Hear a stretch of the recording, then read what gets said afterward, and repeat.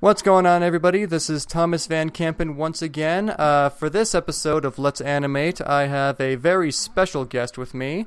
You may know him for his YouTube channel, BrokeAssGuidetoLife. He has plenty of funny videos over there. So here he is, Mr. BrokeAss himself, Titus. Welcome to my show, Titus. Hi, how's it going?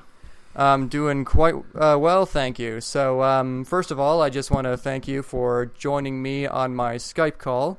It was kind of a bitch to set up, but you know. Yeah. No, well, thanks for having me. Hey, it's no worries. So, question I have right off the bat. Where does the name BrokeAss Guide to Life come from? Is that just a funny name you came up with one day, or is there a story behind it? It's essentially, I guess, just a funny name that I came up with one day. Going through college, I experienced, I don't want to say like abject poverty, because there's people in the third world that obviously have it much worse than any of us could ever possibly have it. But I think there's a difference between being poor and being broke, and so I just started identifying with that, and it in a lot of ways it helped me cut out a lot of things that are unnecessary in my life, and I just thought it was a funny name. I gotcha. Yeah, that's definitely understandable. Cool. So I've watched all the videos that you currently have on your YouTube channel. That's very funny stuff, and you have a brand of humor that's like kind of surreal, dialogue-heavy kind of comedy, where all the jokes come from. It's very like Simpsons-esque, where the funniness comes from the delivery and the bizarreness of what was just said. Do you have any comedic inspirations for your brand of humor, or is it just something you developed on your own over time? Well, I'm sure I definitely have comedic inspirations, but I think sometimes these things are born out of the limitations that you have. Because I try to put out a video once a week, there isn't a lot of time to rely on sort of action-heavy jokes. And so in my mind, I think of it more as being a sort of a visual comic strip. And it's sort of necessary to rely heavily on the dialogue in that case, because if I had something like a spaceship, riding in or jokes like that I may want to do, and I would love to, but it becomes really hard to do that given the production cycle.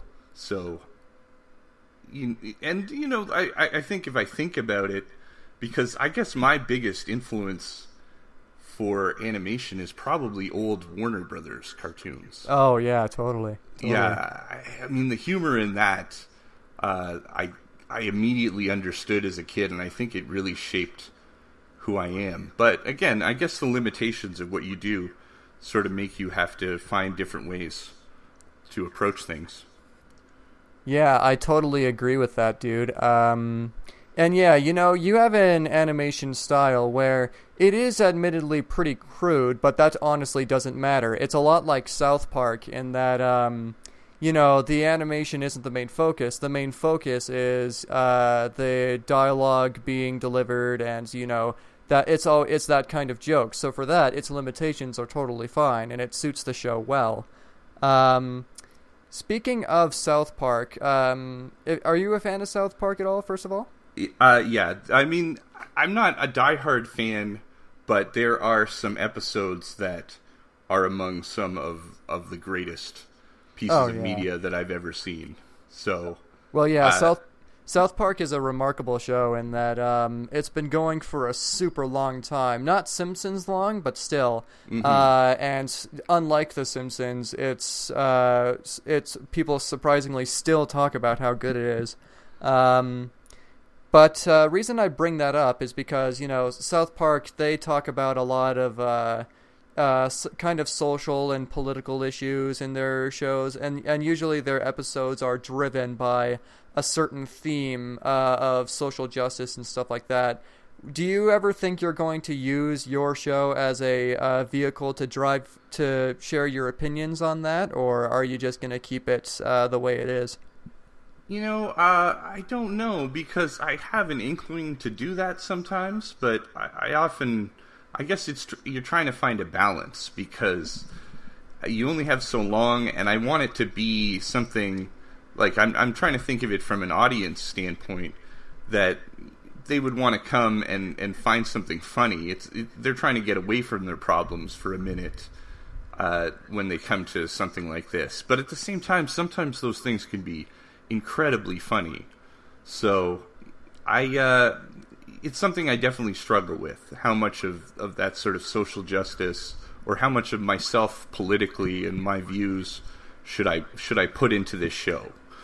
Because I guess, no project can fully encompass who you are, I don't think, as a person or an artist or a writer. So you have to set limitations on it, but I'm still figuring out what those limitations are, to be honest with you. Yeah, I totally get that. But yeah, so once again, I've watched all your videos, and you have like this assortment of these totally kind of wacky characters, where you have Mr. Brokeass, who sort of drives everything. He's the main guy, the face. He's kind of, he kind of comes across to me as sort of cynical, sort of. Maybe you don't see him that way, but I kind of see him as sort of cynical, sort of like not very happy and stuff like that. No, I definitely see him that way too. Yeah, for sure. Yeah, not to. No pun intended, but he's kind of a smartass. Yes, yeah. And then he has his niece, Elora, who's the really awkward, kind of socially inept girl, I guess. Who, by the way, she summed up my feeling about art students perfectly in one of her lines, where she says, my art teacher said I really needed to push myself on my subject matter, so basically she's a bitch. I thought that was so funny, because I've known so many people in art class in high school and junior high and stuff like that who were exactly like that. Yeah. And that's crazy. Plus, you have a robot character who I guess is supposed to be a physical embodiment of monetization, if I'm correct?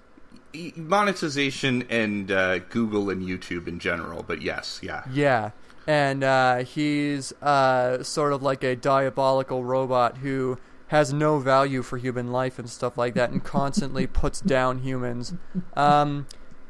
What are your inspirations for these kind of characters? Like, are they based on people in your life? Are they inspired by favorite characters of yours from shows or something like that? Or, well, I think, and maybe you've experienced this too, because but I think you have an initial idea of what a character is when you start out, but then they start to sort of show you and teach you who they really are.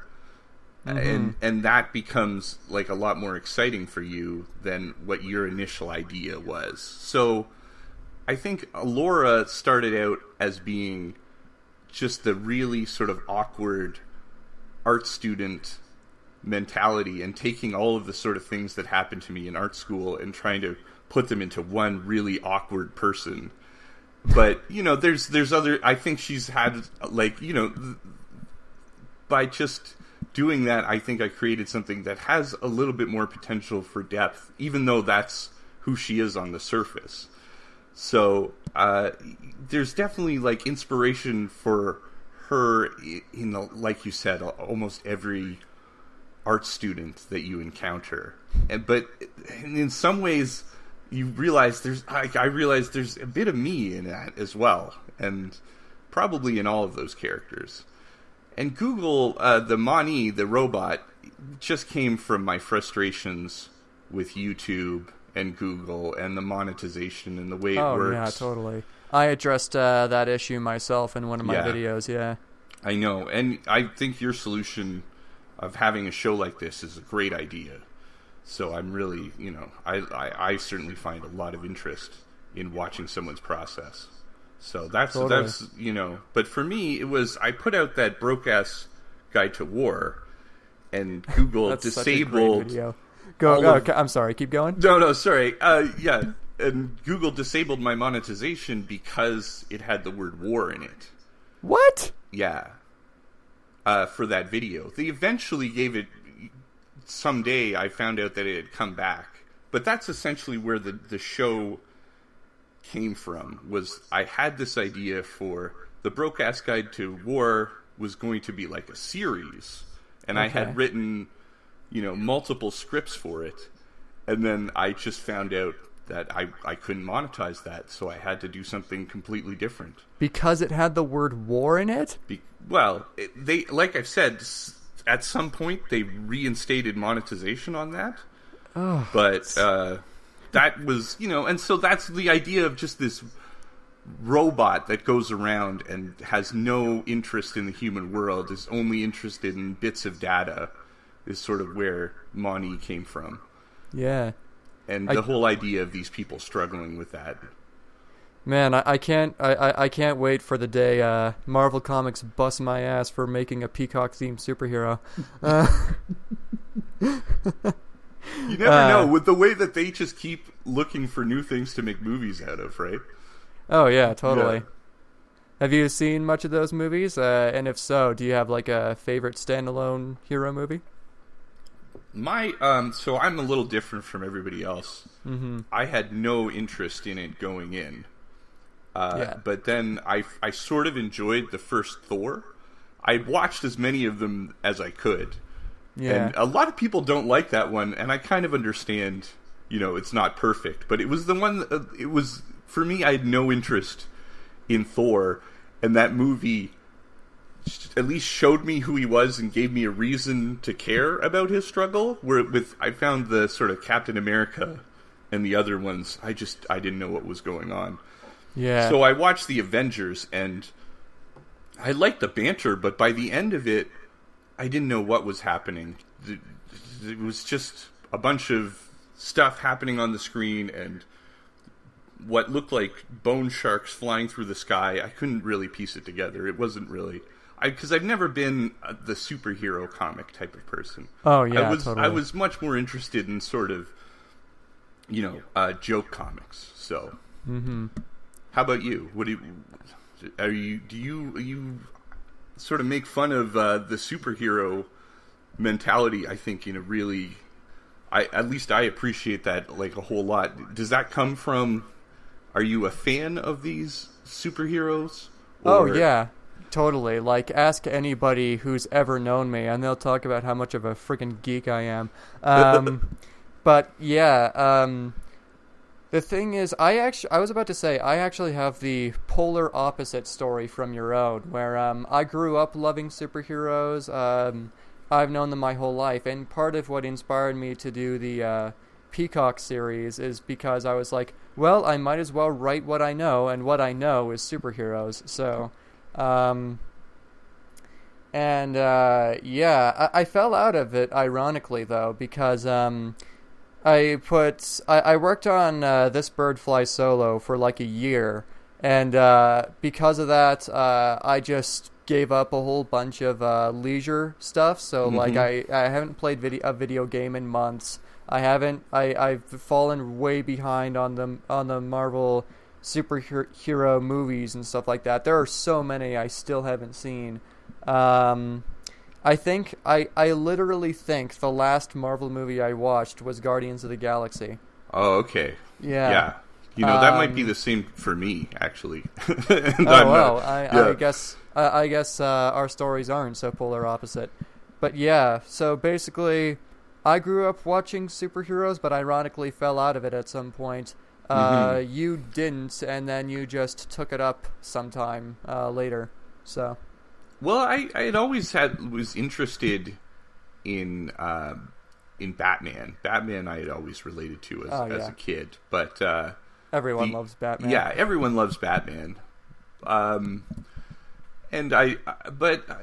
just found that like with the Marvel Cinematic Universe, there's just it like starts out and you sort of gives you these fresh ideas, but then it just starts building on itself, and now it's just impossible to keep up with for a person like me. I'm sure there are people that love the fact that they do this, but I feel a little bit excluded by that because I don't know who a lot of these characters are that they're bringing out of the basement, basically.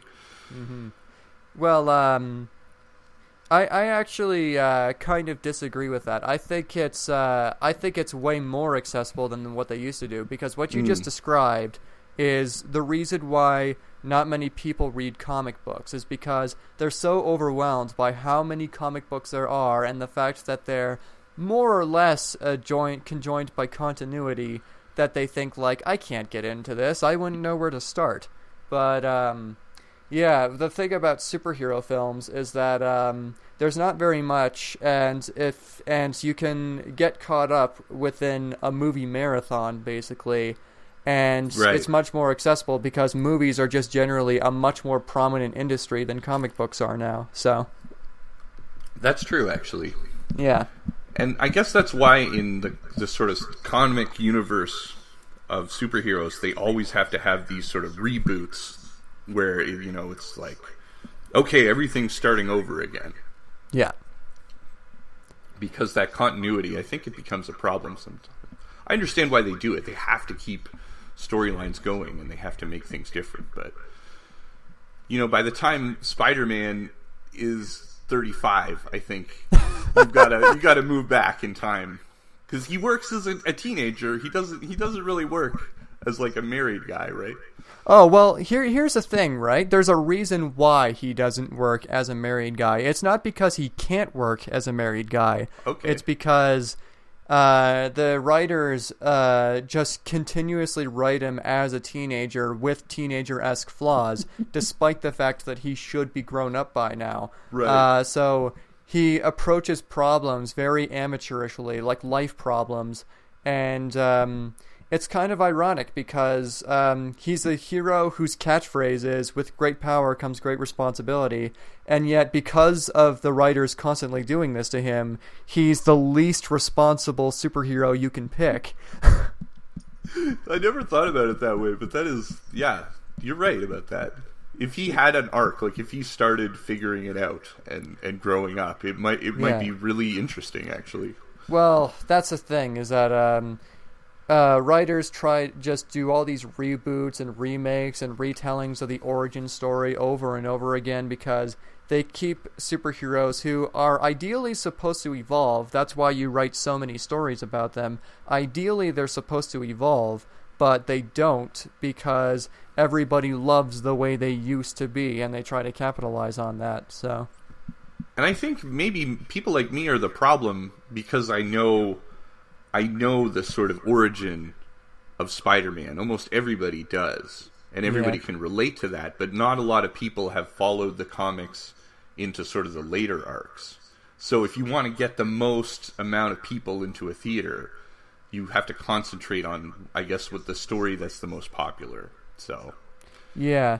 Well, at the same time, you got to introduce new ideas to the masses, because one thing that's really frustrating the hell out of me right now in not just Marvel, well, actually Marvel's one of the more original ones, but just Hollywood in general, is that they keep rehashing ideas, they keep making reboots and sequels and prequels to old stuff, and I'm just like, this is not only annoying and a nuisance, this is kind of detrimental in my opinion, because we have to create new culture. Yeah. We have to embrace new ideas and take risks and stuff, because we can't keep rehashing stuff, because we have to think about how much that limits the imaginations of our future generations. So, and I think it goes deeper than just Hollywood as well. I mean, I don't want to get into too much about my frustrations with YouTube and that sort of thing, but don't you find that there's so much resistance to sort of new ideas? You have a great concept, and your videos should be so much bigger than they are. And I think stop. No, but seriously, I mean, there's just so much content that is just an echo chamber, but that's what gets the attention. It's because it has that word in it that people search, and then they find that, and then they talk about that, and then somebody else reacts to that.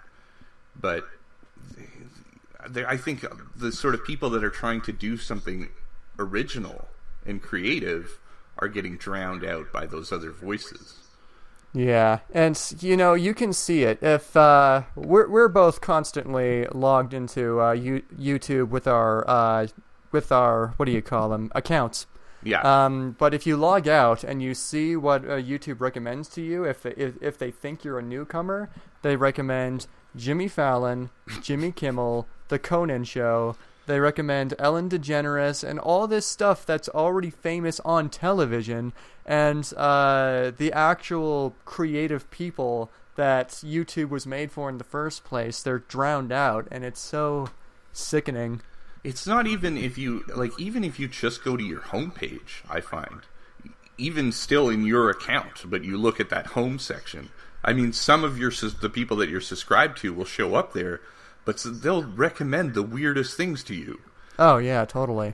Yeah, so, I don't know. I don't think, I think there's a lot wrong with that. And yeah, I mean, there was, it's supposed to be for the small-time creators, for the creative people to get a foot in. And it doesn't make sense that everybody is using it now. We have to compete with sort of these gigantic studios. Exactly. I don't know, man. It's just it's a hard time to be an internet creator, which is why, in like 2000, when was YouTube created? 2006?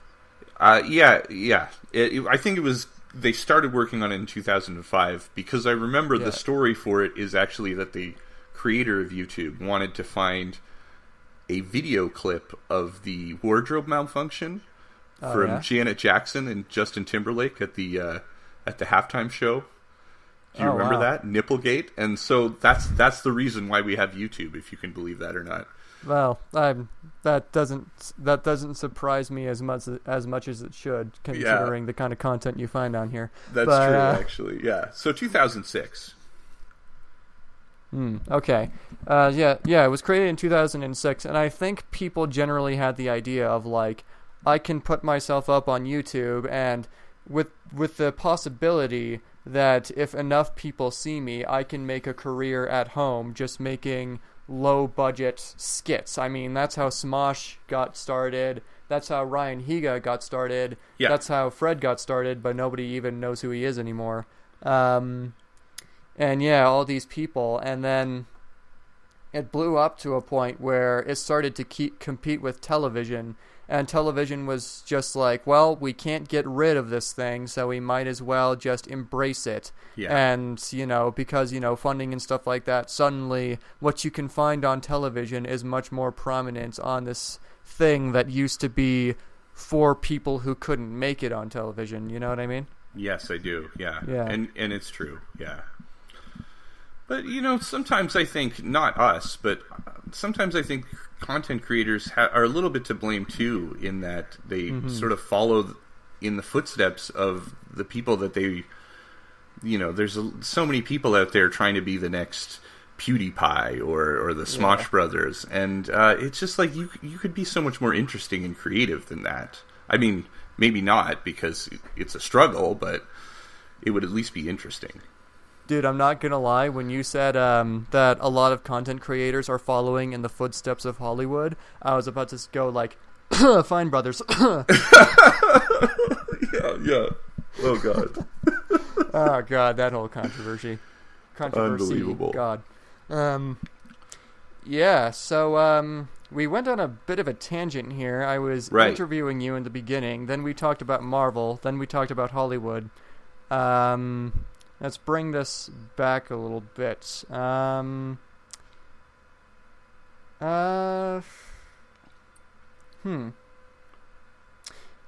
said that, and then I realized I can't really think of anything to bring us to the matter at hand. Do you have any questions for me? Well, I guess, why don't we talk a bit about... I think you were talking about this on one of your Let's Animates, and I was really interested in it, but... Did you go to school for animation, or was it something that you became interested in through other means? How did you sort of become an animator? Well, the thing is, like, you talked about working with your limitations before, right? Yes. I'll just go ahead and say I am one lucky bastard in that I kind of have an unfair advantage in comparison to most people because I actually got an animation software for my 18th birthday. My 18th birthday came around, and my dad was just like, all right, so 18th birthday is a special occasion. We want to get you something you'll really appreciate. Here's what we're going to do. We'll either give you $100 to spend on whatever you want or whatever, or if you want something that'll forward your future or forward your career or something, I'll spend as high as $800 for that. Wow. And I was just like, oh man, I don't even know. And I picked an animation software because I was just like, well, I want to make movies, and in animation I can kind of like put all of my talents into one thing. Because I could always draw. I was always fascinated with storytelling. I always loved making people laugh. So I was like, animation just makes the most sense because it's everything I've ever developed rolled into one. So I sort of self-taught myself for a bit. I listened to Harry Partridge's animation tutorial series called Happy Harry's Hoo-Ha 2 How-Tos. That taught me the basics. And then, so I rolled with that. Then I started getting involved with a animation school we have here in Calgary called Quick Draw. Okay. So yeah, that's basically how I ended up here. So yeah, I'm a privileged asshole, basically. No. I mean, I think everyone should have. I don't get mad at people for having those privileges. I think we all should have them. You know, it shouldn't be about us trying to tear down somebody who does have these advantages. So, and I think that's really amazing of your parents to. Oh yeah, I owe like this whole decision made to my parents. So yeah. What do you use, by the way, for your cartoons? I use a program called Anime Studio Pro.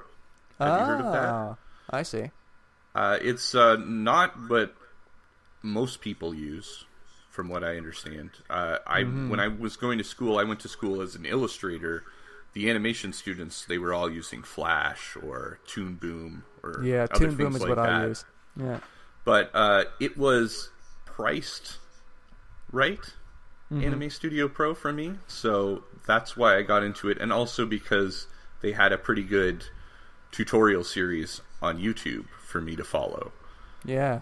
And so I just ended up doing that because that's how I learned. I never went to school for it. I think if I had gone to school for animation, I think I'd have way too many hang-ups about making something like the BrokeAss Guide to Life with that kind of animation, totally. you know. So it's a different way of looking at it, I think. Yeah, and you know what? You raise an interesting point about the issue with delving headfirst into an industry like this. Like, let's say one of us wanted to do this professionally. I would like to. The problem with that is that you would have to take a lot of time away from your passion project. So you would have to take some time away from BrokeAss Guide to Life. I would have to take some time away from the Peacock. Which I have been. I don't have anything planned for episode 3. I've been focusing on my demo reel, so yeah.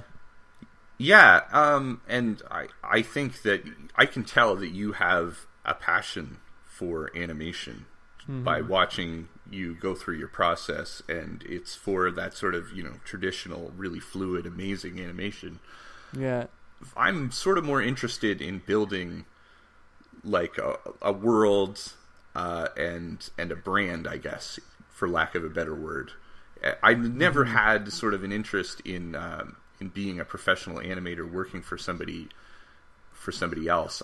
I'm terrible at those kind of jobs. I tried doing it as an illustrator, and it was an abysmal failure to try and work with these companies and endless changes just to make like a logo for something. I was losing my mind. I was really miserable doing that. So I guess I think it's just depends on your temperament, and if you really love animation, I think you can find the creativity to do that and to do it for somebody else. But I'm just way more interested in the characters and the writing aspect of it. Okay, so I remember now what I was going to ask you before. And I think after we go over this, we'll be pretty much wrapped up. Do you ever... I ask you this because I go through this all the time. Yeah. Do you ever look at your past videos, and do you ever, like, cringe at yourself for, like, the flaws that maybe you see but nobody else sees? Oh, absolutely. Yeah. Absolutely. It sort of kills me. And I guess I moved into animation, but I started doing YouTube videos under the BrokeAssGuidetoLife with a sort of a totally different thing, where I did reviews of really crappy old games and things like that. And I essentially had to unlist all of those videos, and they're in a playlist, I think, still on my channel somewhere. But because when people searched me, the sort of first video that I ever put on YouTube was the first thing that came up. And I was like, I can't have this represent me at all. I can't even watch that video. I wanted to just destroy it. But even now, it's impossible for me to look at anything that I've done, and it must be even worse for you. Because, it takes you so much longer, but you're trying to be funny. And you're watching it. Maybe it's the 100th time that you're watching something. The joke's not there anymore, and you start to believe that, like, this isn't funny. Who am I thinking? Who do I think I am, basically? And that I go through that every time I make a video. Well, you know what? I totally agree with your sentiment, but for me, it's not so much the comedy that I look back on and I hate it, because honestly, like, I'm pretty confident in my sense of humor, if I'm being totally bluntly honest about that. Right. What I ask, because what I look at is, like, certain aspects of video and audio quality. Like, this bird flies solo, I can't stand the first 10 seconds. It looks so weird and like disjointed, and the proportions are all over the place, and you can definitely tell, I think, and throughout that whole thing, that it was made within the span of the year, where I didn't know what I was doing, like, for the first few scenes, and then I just got better over time. But I hate the beginning of that video, dude. It's so bad. And again, it's like, as an audience member, I'd never noticed this. I mean, now that you've told me, maybe I could watch it again and I could see, oh, okay, that's what he was talking about. But when you're watching it, you're just enjoying the video and those little problems. But I understand as an artist, and especially you talk about these sort of art aspects, or like with me, it's sometimes the voices don't, like, the vocal sync doesn't really come out too much. It's something that I've gotten better at, but the earlier ones, I can definitely see it in people's mouths when they're talking. And yeah, I mean, that stuff eats away at you for sure, but you just got to move on, I think, and make the next one better. But yeah, I definitely go through that. I think that's what we do as artists. We just really, we're like, oh, don't really look at this. I screwed up this, and I screwed up that, and I screwed up this, and nobody really notices that, unless they're geared that way, I don't think. Well, yeah. And I think I'll end this with one last question. Do you have a personal favorite joke in your videos? My personal favorite joke in my videos. Yeah. I think that it's a lot of in the BrokeAss Guide to War, the sort of first animated video that sort of got me in that direction. Yeah. It's the banter between the soldiers that just sort of, like, quickly, all those little quick things that everybody's saying while between the sort of action. I love the sort of quick humor that, people, it's not the sort of, it's their little jokes that build up or that are hidden in things. So those are my favorite things about. So, and how about you? What about you? Do you have a favorite Well, joke? but before I go into that, I just want to say, like, I really like that that stuff that you did, because it reminds me of so many Simpsons bits where crowds talking over each other, and at the very end you hear like some guy say something stupid, like he did the fingers thing, that means money, or something like that. But yeah, my favorite jokes, I have a tie between two. They're sort of back to back. In This Bird Flies Solo, my favorite first joke is when the thief gets away in the car, and the peacock sees a guy on a motor scooter pass by, and he's like, "I need to borrow your vehicle," and he just like starts to slowly drive away, and it's like, and my favorite part is when he looks down and like tries to keep going, and he's just like, "Okay, this isn't working, screw this." And I believe going. He doesn't even give it back to the guy, but just pushes it over. He just pushes it over, yeah. And then I love that touch. Yeah. Yeah, and then right after that, when the thief is driving away, this I didn't write this in. This just sort of happened by accident. When he's driving away, everything is super calm and stuff, and then all of a sudden the peacock just sort of slams right into the windshield and makes a crack, and the music starts up again. Those bits are great. But I think my favorite part from your video, This Bird Flies Solo, is when they're fighting. Yeah. And they're about to leave the bathroom, and the guy makes them wash their hands. I don't know why. I just thought that really cracked me up. And that awkward interaction where he's just watching them clean their hands. Yeah. You actually commented on that, and yeah, dude, it's. I'm just really into surreal humor. I was just like, wouldn't it be funny if he didn't even acknowledge the fight? If he was just talking about something that didn't matter. You can tell it's like the most important thing to him, but yeah. And I brought it up before. My favorite joke in your videos is that art teacher thing that Alora said, because it was like it's so prominent to my real life, because that I have so many friends from high school that just said that exact thing. Oh, also that muffin free bit, that was awesome build up, dude. Just saying all of this stuff that's lacking from the muffin, and she's just like, I call it muffin free, and BrokeAss is just like, so was it free? No, it cost $7.99. Well, this muffin just bankrupted us. Thanks. Oh my god, that was like some Seinfeld shit right there. Oh man. So that pretty much wraps up. Thank you once again, Titus, for joining me. This was a ton of fun. Oh yeah, it was. I had a great time. Yeah, man. Thank you guys for listening in on this, and please check out the channel BrokeAssGuidetoLife. You'll enjoy their videos. They're super funny. I hope you guys will join me in the next video. Okay, see you later.